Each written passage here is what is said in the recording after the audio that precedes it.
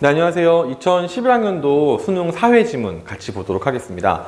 채권의 가격 변동에 대한 이해라는 지문인데, 이 지문은 채권을 조금 아는 친구들은 좀 쉽게 접근할 수 있는데요. 채권에 대한 개념을 전혀 모르는 친구들은 이게 대체 무슨 말이야를 첫 번째 단락부터 느끼게 돼서 선생님이 일단 간단하게 채권의 개념을요, 지문 속에 나와 있기는 한데 좀 불충분하니까 좀 설명하고 본문을 들어갈게요. 여러분들이 사업을 한다고 한번 가정을 해보세요. 일을 하다 보면 돈이 필요해질 때가 있죠. 그럴 때 다른 사람들로부터 돈을 빌리는 경우가 분명히 있을 거예요. 그러면 돈을 빌린 다음에 갚기로 한 날을 약속을 하겠죠. 그리고 갚을 때 얼만큼의 이자를 드릴게요 라는 약속을 할 거 아니에요. 그거를 문서로 만들어 놓는 것이 채권이다라고 생각하시면 됩니다. 그런데 이 채권이라는 거는 용어를 사용할 때요, 빌린다 혹은 빌려준다라고 하지 않고 사고 판다라 그래요. 무슨 말이냐? 내가 회사를 운영해요. 여러분들한테 돈을 빌렸습니다. 그럼 채권을 주죠. 이거를 어떻게 설명하냐면 채권을 판다라고 설명합니다. 즉 여러분들은 어떤 입장이냐면 나한테 돈을 빌려준 거잖아요. 그럼 여러분들은 그거를 채권을 샀다라고 설명해요. 왜 그러냐? 그냥 물건을 한번 생각을 해볼게요. 여기 이렇게 분필이 하나가 있잖아요. 이 물건을 내가 여러분들한테 팔면 돈을 받게 되죠. 이게 돈을 빌린다는 거랑 대응되는 개념이고, 이 물건을 팔았다는 게 채권을 줬다라고 생각을 하는 거예요. 다시 말하지만 이 채권을 사고 파는 게 사실은요, 채권을 파는 사람이 돈을 빌리는 것이고 채권을 사는 사람은 돈을 빌려준다라고 생각을 하시면 되겠습니다. 그럼 이제 본문으로 들어갈게요. 자, 채권은 사업에 필요한 자금을 조달하기 위해 발행하는 유가증권입니다. 이건 이제 채권의 정의쯤 될 거고요. 그 다음 국채나 회사채 등 발행 주체에 따라서 그 종류가 다양한데요. 이거는 무슨 말이냐? 발행 주체가 국가잖아요. 그럼 국채가 돼요.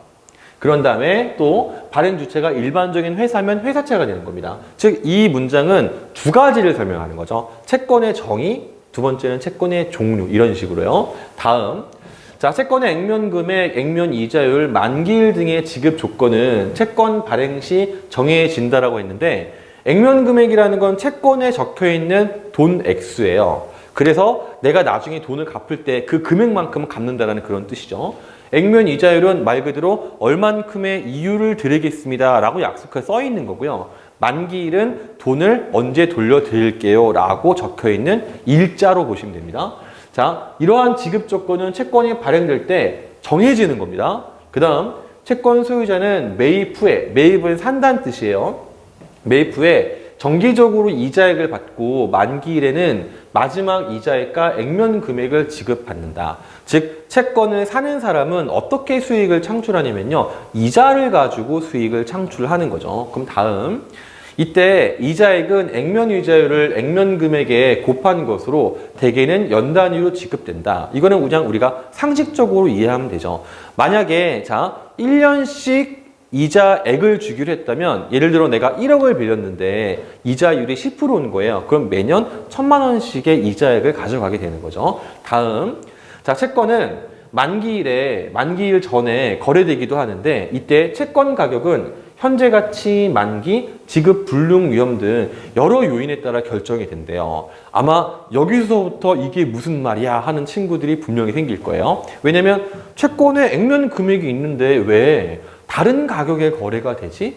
이건 충분히 합리적으로 의심할 수 있는 부분이거든요. 그래서 예를 하나 설명해 줄게요. 자, 여러분들이 어떤 식으로 지금 채권을 샀냐면 1억짜리 채권을 10%의 이자를 받고 내년에 그 액면 금액을 돌려받기로 한 거예요. 그럼 1년 뒤에 1,000만 원의 소득이 나지. 그런데 옆에 있던 친구가 그거를 보더니 그 채권이 갖고 싶은 거예요. 그래서 이렇게 얘기하죠. 그 채권 나한테 팔면 안 돼? 그럼 여러분들 입장에서는 팔 이유가 없죠. 갖고 있으면 자동으로 1년 뒤에 1,000만 원의 이자가 생기는데요. 그래서 그 친구가 이렇게 얘기를 하는 거예요.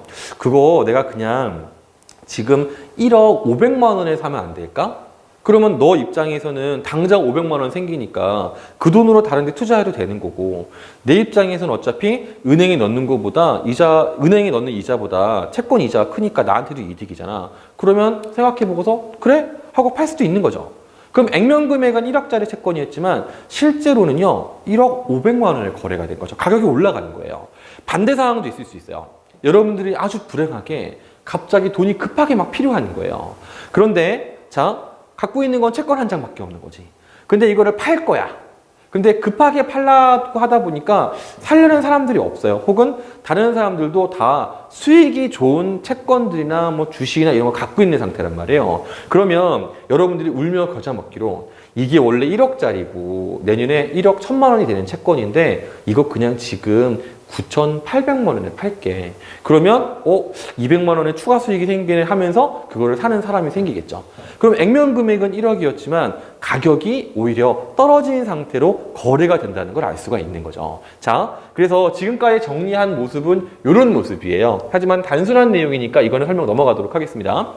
자, 요 단락을 보면은요.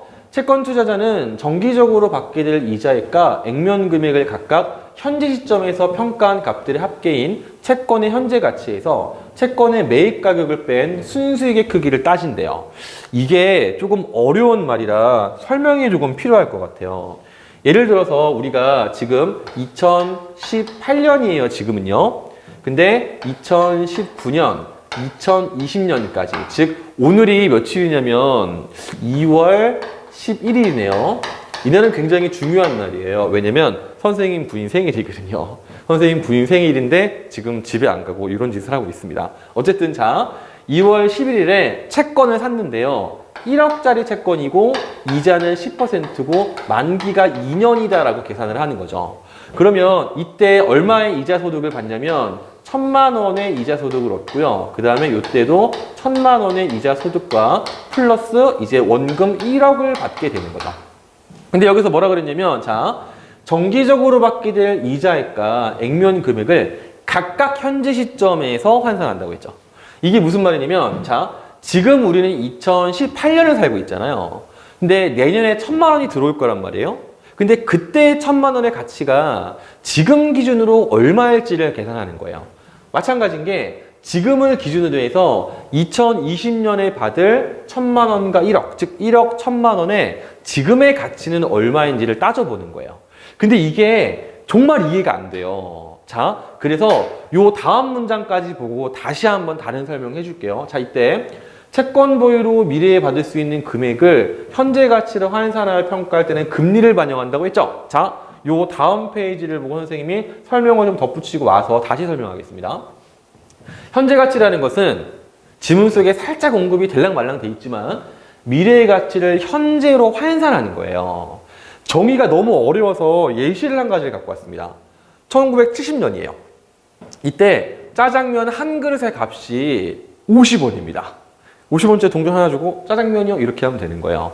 그런데 2020년이라고 가정을 합니다. 지금 현재 우리가 짜장면 한 그릇 보통 5,000원을 주고 사 먹죠. 그럼 생각해 보세요.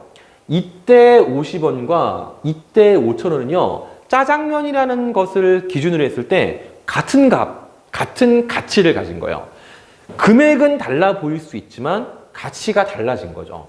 이해돼요? 자, 그래서 자 다시 1970년 사람들에게 2020년에 받을 5,000원은 미래 가치죠. 이게 50원밖에 안 되는 거예요. 자, 다르게 설명해 줄게요. 여러분들이 1970년에 지금 살고 있다고 가정을 합니다. 그래서 짜장면집을 운영 중인데 어떤 손님이 와서 밥을 딱 배부르게 먹고 나더니 저 사장님 외상을 좀 하겠습니다. 그러면 뭐 착한 사장님이면 네 알겠습니다. 뭐 언제 주실래요? 물어볼 수 있죠. 그랬더니 그 사람이 제가 5,000원 드릴게요 하는 거예요. 그럼 사장님은 깜짝 놀라죠. 아니 짜장면 100그릇 값을 외상으로 준단 말이야? 하지만 언제 줄 거냐고 물어봤을 때 2020년에 50년 있다 드릴게요. 그러면 사장이 화가 나죠. 아니 물가가 계속 올라가고 하는데 말이야 그때 5,000원이면 지금 짜장면 한 그릇밖에 안 되잖아. 그러면 사실 그렇게 오랫동안 외상하면서 이놈 돈도 많이 안 준단 말이야. 뭐 이런 식으로 불만을 가질 수가 있죠. 뭐 좀 웃자고 한 얘기긴 하지만 어쨌든 다시 1970년 사람 입장에서는요 2020년에 생길 5,000원은 그냥 그때 기준으로는 50원밖에 안 되는 거예요. 현재 가치라는 거는 그런 겁니다. 이 개념이 사실 대단히 복잡하고 어려운 개념인데 다르게 생각할 수도 있어요. 여러분들이 만약에 지금요 아르바이트를 했습니다. 월급을 100만 원을 받기로 한 거예요. 그런데 자, 그 100만 원을 사장님이 10년 후에 준다 그래요. 여기서 시간이 지연돼서 생기는 짜증남은 고려하지 않겠습니다. 단순하게 이렇게 생각할 수 있죠. 아니 2010년이면 100만 원 그렇게 큰 돈도 아닐 거 2010년 아니죠. 한 2, 30년 뒤에는 100만 원 그렇게 큰 돈도 아닐 것 같은데 이런 생각 쉽게 할 수 있잖아요. 그게 바로 현재 가치를 환산했다는 뜻이에요. 자, 그러면 왜 현재 가치 판단에 금리를 적용하는가? 그 이유가 뭐냐면 비교를 해보는 거예요. 우리가 돈을요 그냥 장롱에 쌓아놓지 않죠. 은행에 넣어놓습니다. 은행에 넣어놓으면 자동으로 이자가 붙어서 액면 금액은 올라가게 되어 있어요. 그런데 그 돈을 만약에 사업에 집어넣잖아요. 어떤 경우에는 사업을 잘했을 때 이자가 붙는 것보다 소득이 높을 수 있고요. 어떤 경우는 사업을 못해서 손해를 보게 되거나 혹은 이자를 통해 얻을 수 있는 것보다 적은 돈을 가져가게 되겠죠. 그러니까 비교하기가 편해요. 우리가 사업이나 기타 다른 투자를 얻었을 때 다른 투자를 했을 때 말이 꼬이는군요. 다시 다른 투자를 해서 얻을 수 있는 수입이랑 이자 수입을 비교했을 때 어떤 것이 더 가치가 높나 낮나를 판단하기가 쉬운 거예요. 그래서 바로 뭘 하느냐? 금리를 현재 가치 판단에 적용한다라고 보시면 되겠습니다. 그럼 다시 지문으로 가볼게요. 자, 어디까지 봤냐면 여기까지 봤죠? 자, 요거까지 보긴 했지만 잠시 요 설명을 하고 넘어가도록 하겠습니다. 자, 지금 여기서 순수익은 어떤 식으로 따지냐면 이자의 각각의 현재 가치랑 액면 금액의 현재 가치 이거를 더해요. 그런 다음에 매입 가격을 뺀다고 했는데 아까 매입 가격이라는 것은 반드시 액면 가격과 일치하지 않을 수 있다라 그랬습니다. 그럼 예를 들어서 내가 자 1,000만 원의 이자 소득을 얻고 그 다음에 1억의 원금을 받았어요. 그런데 이거의 현재 가치를 따져보니까 이게 한 1억 정도밖에 안 되더라. 근데 내가 애초에 그 채권을 1억을 주고 샀으면 난 이익이 없는 거예요. 그런데 자 똑같아요. 1,000만 원의 이자 소득이 내년에 들어올 거고 1억의 원금이 내년에 들어올 거예요. 그런데 내가 그 채권을 9천만 원을 주고 산 거예요. 그러면 자 아까 현재 가치가 1억이라 그랬지. 그럼 순수익은 1,000만 원이다라고 계산을 할 수가 있는 거죠. 자 복잡한 것 같지만 사실 단순한 겁니다. 그거를 조금 이해할 수 있는 것이 요 예시로 나와 있어요. 가령 금리가 연 10%고요. 내년에 지급받게 될 금액이 110원이라면 110원의 현재 가치는 100원인 거예요. 아까 뭐라 그랬냐면 자동으로 금리가 올라가는 거기 때문에 그러니까 금리 때문에 이자가 붙어서 원금이 커지는 거기 때문에 이거를 사업소득이랑 비교한다 그랬지. 즉 그러니까 금리가 10%면 내년에 110원을 받아도 현재 가치는 그냥 거꾸로 계산해서 100원밖에 안 된다라고 생각을 하면 되는 겁니다. 자, 그래서 즉 금리는 현재 가치에 반대 방향으로 영향을 줍니다. 즉 금리가 높으면 높을수록요 현재 가치는 작아지는 거죠. 예를 들어서 금리가 50%예요. 그러면 지금의 100원이 내년엔 150원이 되겠지. 하지만 그 150원의 현재 가치는 그냥 100원인 거예요. 그죠? 그래서 금리가 클수록 현재 가치는 오히려 더 작아진다라는 것을 우리가 계산할 수가 있는 거죠. 자, 그래서 따라서 금리가 상승하면 채권의 현재 가치가 하락하게 되고 이에 따라 채권의 가격이 하락하는 결과로 이어지더라. 자, 왜 그런 거냐? 현재 가치가 작을수록 순수익이 적어지죠. 순수익이 적어질수록 우리가 그 채권을 사고 싶지가 않아요. 물건이 안 팔리면 물건의 가격을 낮춰야 돼요. 그러니까 가격이 떨어지더라 라고 지금 설명을 한 겁니다. 자, 그럼 그 다음 자, 이처럼 수시로 변동되는 시중금리는 현재 가치 평가 구조상 채권 가격의 변동에 영향을 주는 요인이 된다. 그래서 지금 보시기에는요. 자, 우리가 앞에를 잠깐 가볼까요? 앞에 단락에서 이렇게 설명을 했어요. 야, 넘어가라. 자, 요 전단락이네요. 자, 지금 채권 가격은 현재 가치, 만기, 지급 불능 이 세 가지 요인에 의해서 결정된다고 했잖아요. 그런데 잘 살펴보니까 자, 넘어갑시다. 지금 실제로는요. 금리가 가장 최초의 원인인 걸 알 수 있죠. 즉 지문 속에서 현재 가치라고 했지만 현재 가치를 결정지는 게 금리이기 때문에 정확하게는 금리라는 요인에 따라서 변동되더라. 이렇게 기억하시면 될 것 같아요. 자, 다음 이거 넘어갈게요. 자, 다음 단락입니다. 채권의 매입 시점부터 만기일까지 기간인 만기도 채권의 가격에 영향을 주는데요. 일반적으로 자, 일반적으로 다른 지급 조건이 동일하다면 여기서 말하는 다른 지급 조건은 어떤 게 있었냐면요. 액면 금액이 있었고 그 다음에 액면 이자율이 있었죠. 이게 똑같다면 만기가 긴 채권일수록 가격은 금리 변화에 더 민감합니다. 왜 그러냐? 금리 변화를 예측하기가 어렵죠. 그죠? 물론 금리가 단기적으로는 정부가 기준금리를 제시하기 때문에 내년에 금리는 얼마쯤 되겠어 예측할 수 있어요. 하지만 5년, 10년 이렇게 중장기로 가다 보면 정부에서 어떤 정책을 펼지 알 수 없고 또 그때 당시에 그때 시기에 경제 어떤 여건이나 현상을 예측하기가 어렵잖아요. 그래서 만기가 길수록 이 채권의 가격이 금리 변화에 민감할 수밖에 없어요. 왜냐면 예측이 불가능해질수록 사람들은요, 그거를 꺼려하는 경향을 갖게 되죠. 자, 어쨌든 그래서, 자, 채권은 발행된 이후에는 만기가 점점 짧아지기 때문에 만기일이 다가올수록 채권 가격은 금리 변화에 덜 민감해진다. 즉, 만기가 가까우면 가까울수록, 그때 금리는 어때쯤 되겠어. 쉽게 예측이 가능하잖아요. 그거 설명하고 있는 거예요. 자, 그래서 따라서 투자자들은 만기가 긴 채권일수록 높은 순수익을 기대하므로 액면 이자율이 더 높은 채권을 선호한다. 자, 정리하고 나서 결론을 좀 보면은요. 자, 만기가 길수록 금리 변화 예측이 어렵다는 건 방금 설명했고요. 따라서 채권의 가격 변동 위험이 커지죠. 금리가 올라가면 채권 가격 떨어지고 금리가 낮아지면 채권 가격 올라가고 어쨌든 예측이 어렵습니다. 하지만 만기가 가까워지면 질수록 가격 변동 위험은 작아집니다. 자, 이때 만기가 길 때 생기는 위험 때문에 사람들이 그 위험을 감수하고 채권을 산다면 높은 수익이 보장되기를 원해요. 뭐랑 똑같은 거냐? 도박이랑 똑같습니다. 우리가 예를 들어서 50%의 수익률을 가진 도박을 한다고 했을 때 우리가 어떤 생각을 해요? 일확천금을 노리려고 하죠. 그죠? 적어도 10,000원 넣었으면 잃거나 2배를 따거나 이런 생각을 보통 하잖아요. 마찬가지인 거예요. 위험성이 있으면 있을수록 사람들은 높은 수익을 보장받기를 원해요. 그렇다면 어떤 방식이 있느냐? 채권 가격이 싸지거나 이자율을 높여서 수익을 보존할 수밖에 없죠. 그래서 사람들이 뭐라고 했냐면 높은 순수익을 기대해서 이자율이 더 높은 채권을 선호하더라가 되는 겁니다. 즉 그렇기 때문에 액면 이자율이 높은 채권이요. 만기가 동일하다면 더 높은 가격대가 형성될 것이다라는 예측이 가능하죠. 이런 예측이 가능하기도 하지만 해야 되는 이유는 뭐냐면 이 지문 첫 번째 단락에서 한 말 자체가 채권의 가격 변동이에요. 그죠? 그럼 다른 추론도 가능하죠. 자, 만기가 똑같아요. 그런데 이자율이 작은 게 있어요. 그러면 그 친구는 당연히 가격이 떨어진다고 보면 되겠죠. 자, 그러면 이제 다음 단락으로 가겠습니다. 액면 금액과 이자액을 약정된 일자에 지급할 수 없는 지급불능 위험도 채권 가격에 영향을 줍니다. 예를 들어서 채권을 발행한 기업의 경영 환경이 악화될 경우에 그 기업은 지급 능력이 떨어질 수 있습니다.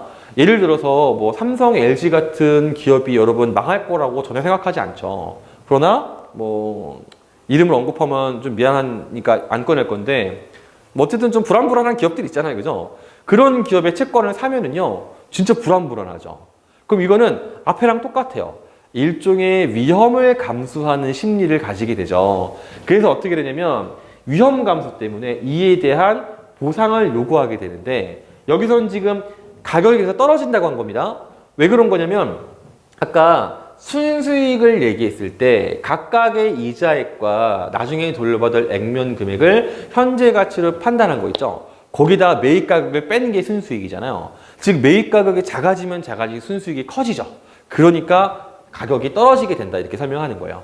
물론 다르게 할 수도 있습니다. 액면 이자율을 높이면 되는 방법도 있기는 있어요. 자, 그 다음 이제 지문 속에서 세 가지 언급한 거 외에 다른 경제 요인이 등장합니다. 채권은 서로 대체가 가능한 금융 자산의 하나이기 때문에 즉 다른 걸로 바꿀 수 있는 거죠. 그래서 다른 자산 시장의 상황에 따라 가격에 영향을 받기도 합니다. 가령 주식시장이 호황이어서 주식 투자를 통한 수익이 커지면 상대적으로 채권에 대한 수요가 줄어서 채권 가격이 하락한다. 이건 또 무슨 말이냐? 여러분들이 똑같이 100억을 갖고 있는데 딱 주가를 보니까 얘를 다 주식이 집어넣으면 20%의 이익이 날 것 같아요. 근데 채권에 집어넣으면 10%밖에 수익이 안 날 것 같아요. 그럼 사람들이 다 주식에 투자하죠. 그럼 채권을 팔아야 하는 사람 입장에서 뭐냐면 어떻게든 팔아야 돼요. 그럼 가격을 어떻게 하겠어요? 10% 떨어뜨리면 같은 수익 정도가 보존이 되겠죠. 그런 식으로 가격 형성이 된다. 하지만 반대로요. 주식시장이 깡통이에요. 부동산도 가격이 안 올라요. 그럼 사람들은 빌릴 건 채권밖에 없군 하면서 채권을 구입을 하게 되는 거죠. 이것과 관련된 경제 현상은 사실 상당히 많습니다. 예를 들어서 아까 국채 얘기를 했잖아요. 여러분들이 만약에 투자자라면 미국의 채권을 사는 것과 상대적으로 후진국이라고 생각되는 국가들의 채권을 사는 게 분명히 있을 거예요. 그때 자 미국의 채권이랑 그 다음에 후진국의 채권의 이자액이 똑같다면 이자율이 같다면 어디를 살 거예요? 우리는 당연히 미국의 채권을 사려고 할 거예요. 안전한 나라니까. 그러면 자 후진국에서 어떻게든 채권을 팔아야 하는 입장이라면요. 당연히 조정을 하게 됩니다. 이자를 올리게 되거나 혹은 거래 가격을 낮추게 되거나 이런 현상들을 예측을 해볼 수가 있어요. 자, 이제 문제를 살펴보겠습니다. 위글의 설명 방식이 아니라고 했는데 정답을 살펴보면요. 유사한 원리를 보이는 현상에 빗대어 채권의 특성을 설명한다고 했죠. 전혀 맞지 않죠. 이거는 이른바 유비추리의 방식을 사용했느냐를 물어보는 거예요. 이 지문에서는 그냥 채권 정의 설명하고요. 그 다음에 뭐 지급 조건 이런 거 설명하고요. 그 다음에 뭐 종류 같은 거 나왔죠, 그죠? 그 다음에 가격이 변동되는 이유를 3가지를 들어 설명했을 뿐입니다. 전혀 맞지 않은 설명인데 이 중에서 5번을 선택한 비율이 상당히 많아요. 보시면 채권의 의미를 밝히고가 정의고요. 아까 종류가 국채랑 회사채가 있었죠, 그죠? 실제로 그 문장 안에서 종류한 말을 집어넣기도 합니다. 근데 왜 이거를 틀리게 되느냐? 여러 가지 이유가 있을 수 있는데 보통 첫째 단락에서 학생들이요 중요해 보이는 한 문장만 기억하는 경향이 좀 있는 경우가 있어요. 즉 그 단락에서 맨 마지막에 가격 변동의 요인 3가지가 중요해 보이니까 그것만 기억을 하는 경우도 있고 한편으로는 정보를 기억을 할 때 조직적이지가 않은 거죠. 선생님은 아까 어떻게 설명했냐면 첫 번째 문장이 정의라고 그랬고요. 그 다음에 종류라고 했고 그 다음은 지급 조건 이렇게 설명했었죠. 항목화를 해서 제대로 기억을 했다면 틀리지 않을 문제가 되는데 좀 안타깝죠. 자, 다음 2번 문제입니다. 위글루미로 알 수 있는 것은 했는데 이건 좀 어려운 문제입니다. 자, 살펴볼 거야. 자, 이거는 1번. 채권이 발행될 때 정해지는 액면 금액은 채권의 현재 가치에서 이자액을 뺀 것이다. 그냥 단순하게 생각하면 맞는 것 같아요. 그런데 여기에서 이제 중요한 게 뭐냐면요. 액면 금액이라는 친구는요. 고정된 거예요? 고정되지 않은 거예요? 그렇죠? 고정된 겁니다. 그런데 채권의 현재 가치라는 것은 변하는 거예요. 금리 상황에 따라서. 그렇기 때문에 자 변하는 것에서 지금 이자액을 뺀 것이 고정된 값이 나왔다라고 설명하기가 상당히 어렵죠.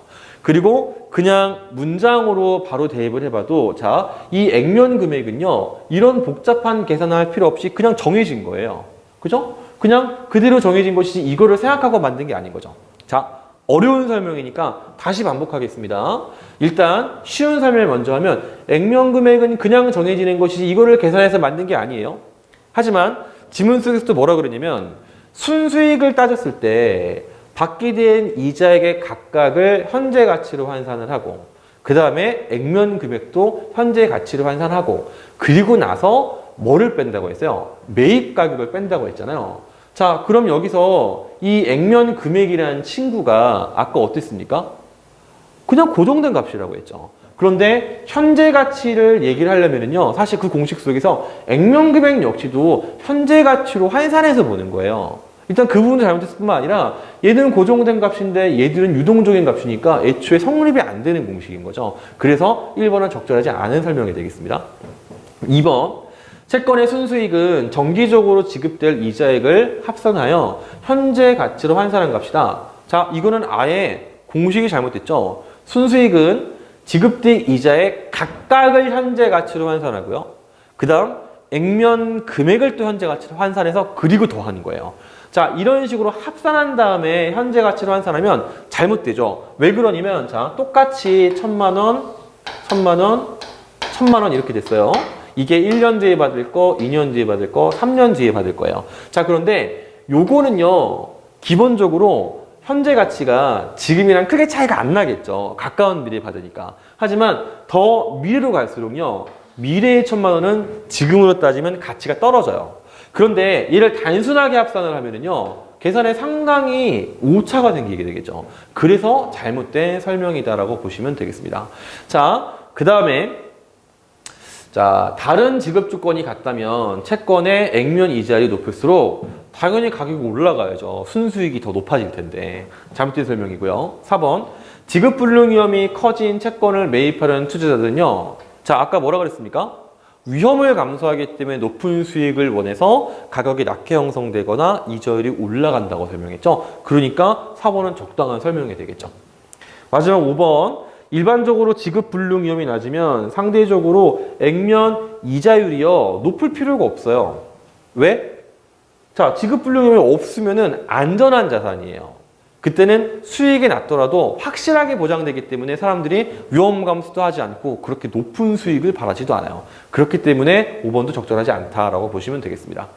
이 문제는 원론적으로 풀면 너무 쉬운 문제인데요. 그냥 가볍게 지문 내용 매칭하려고 그러면 잘 이해 안 돼요. 지금 선생님 설명이 잘 이해가 안 된 친구들은 물론 선생님의 설명이 부족한 부분도 항상 있겠지만 지문 내용을 피상적으로 이해하고 있을 가능성이 큽니다.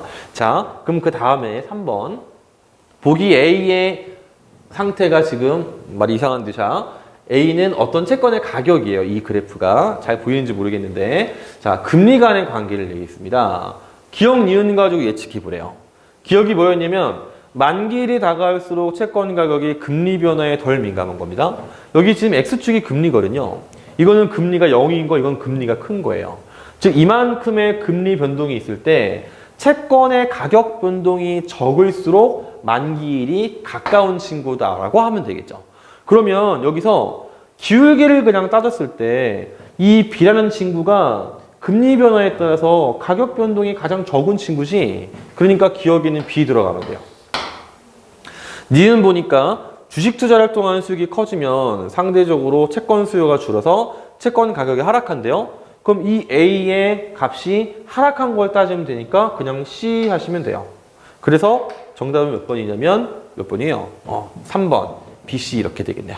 자, 알고 보면 매우 단순한 문제였습니다. 자, 이렇게 해서 이 지문 설명이 끝인데 선생님이 현장 강의에서는 경제 수업을 할 때 나름 융통성이 있어요. 어떤 융통성이냐면 확인을 쭉 해봅니다. 숙제 검사도 하면서 이거를 모르는 친구들이 있고 조사를 하면 필요한 거 다 설명을 해줘요. 근데 이 유튜브 강의는 애초에 목적이 뭐냐면 선생님들이 현장 강의하는 학생들 있죠. 그 친구들의 복습 과제를 위해서 제공하는 강의거든요. 그래서 일단 수업 시간에 한 설명을 좀 빼놓은 것들이 좀 많고요. 그리고 또 유튜브 강의는 지루하면 잘 안 봐요. 그죠? 너무 길면 안 보기 때문에 선생님이 너무 세부적인 걸 다 꼼꼼하게 설명하기가 좀 어려워요. 그런 아쉬움이 좀 있지만 자, 앞선 강의에서 내가 얘기를 했었는데 한 5월에서 7월 사이에 경제 현상을 다루는 지문들을 정리를 한번 해줄 생각이거든요. 그래서 조금 힘들더라도 그거를 좀 기다리면서 나머지 공부를 재미나게 해보시면 좋을 것 같습니다. 수고했습니다.